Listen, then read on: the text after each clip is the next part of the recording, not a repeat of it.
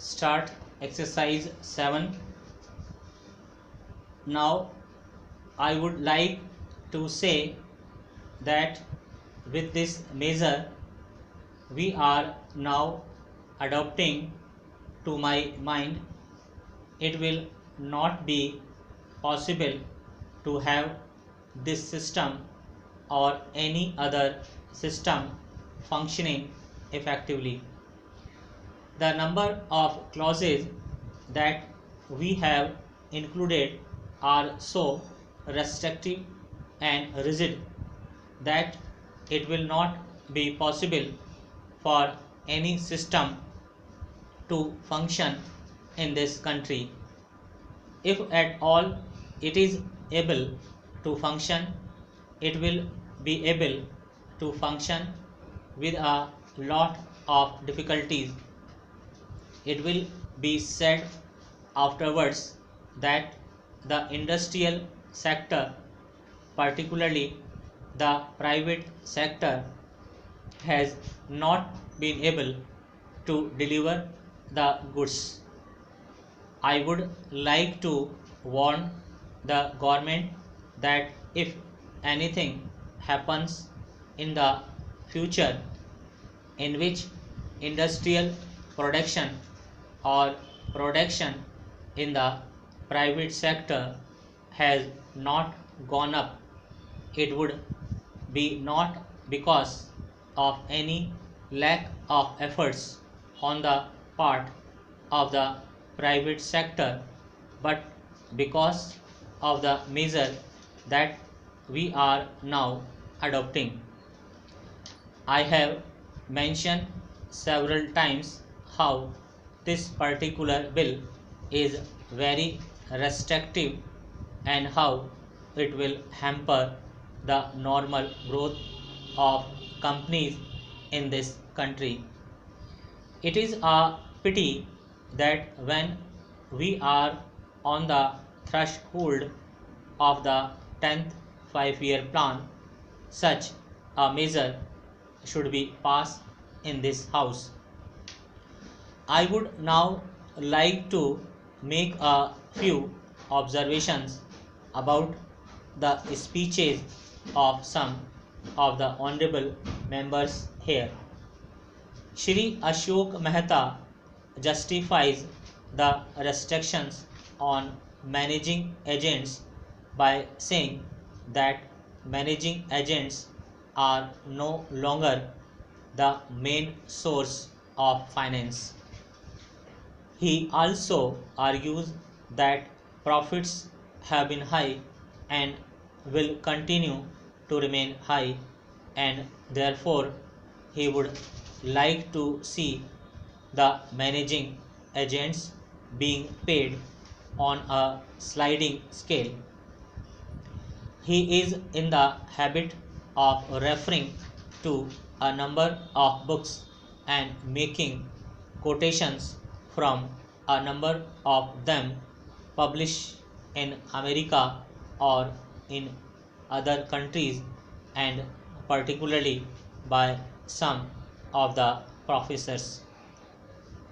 I would also like to mention to him that even when companies are floated, it requires a certain amount of confidence amongst the investing public, and it is because a particular firm is managing a particular company that this confidence is created in the investing public. Even there, as the Honorable Finance Minister has said, there is a sort of overall tight control. New banks and insurance companies are not floated nowadays.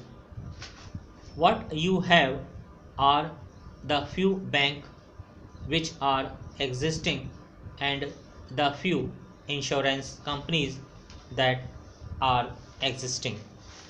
Para.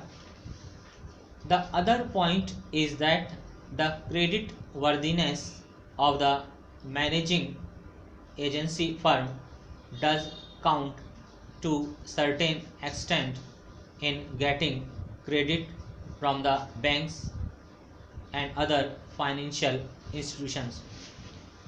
Yesterday, it was mentioned by my honorable friend that the crux of the problem is the question of payment of remuneration to a particular managing agency system.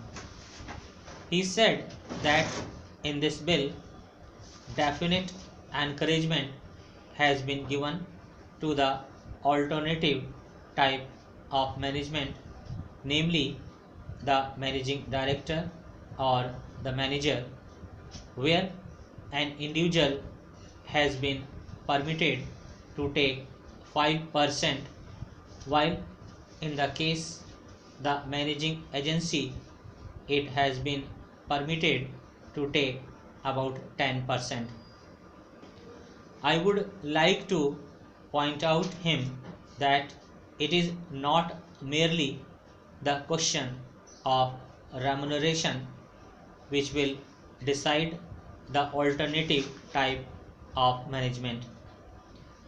The remuneration is not a very important thing unless and until you allow a certain amount of flexibility for new system to function. It was not be possible to evolve any other system to take the place of the managing agency system.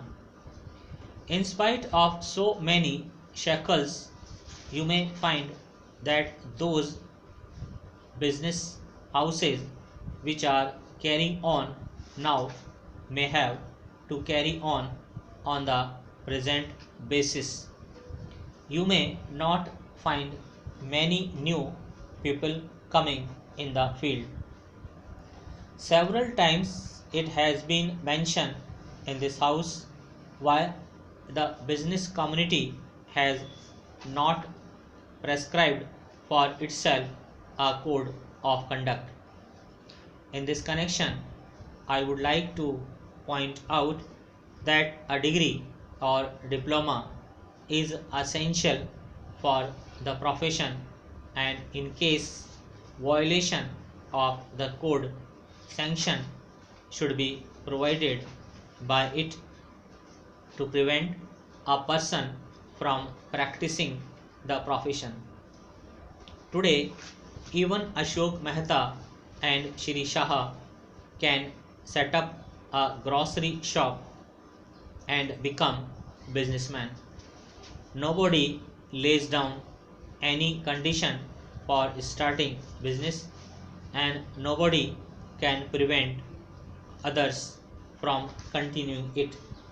But I would like to point out that with regard to the code of conduct, there is certain amount of ethics and there are certain standards and traditions on which business houses function.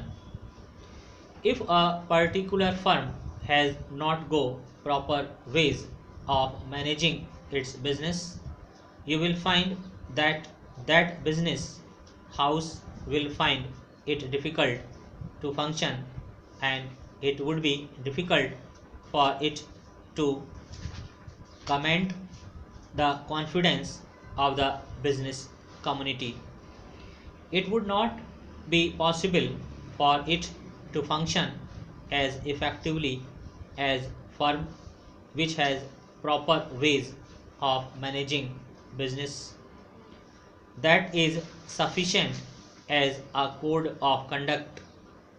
It is not possible to prescribe a certain code of conduct in the manner it has been done for the profession in general.